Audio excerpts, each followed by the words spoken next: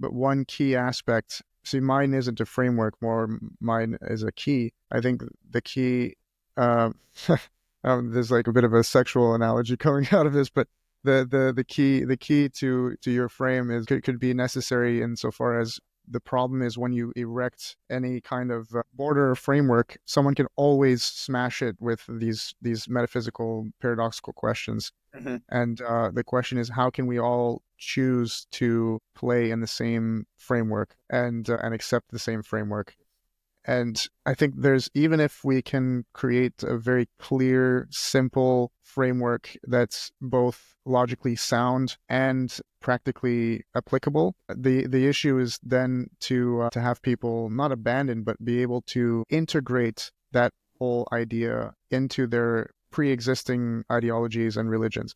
Like, I don't see there being any kind of syncretism being possible without, like, a syncretic religion cannot emerge without a framework and a key.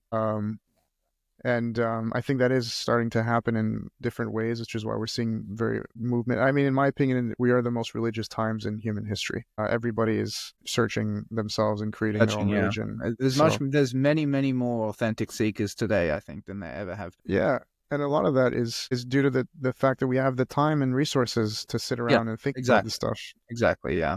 And your comments about the frame and the key brought to mind a criticism that I'm aware of that I definitely think, the complementary relationship that you described sort of serves to address, which is that any kind of theory like mine has the tendency to rigidify and to become like a box that you expect everything to fit in. And there's kind of a closing down, a narrowing down of your field of Mhm. view, where your expectations are so heavily conditioned by, this framework that you think is definitely correct, that it then sort of inhibits your ability to think outside the box because, in some sense, you think that there isn't anything outside the box. That's kind of the idea.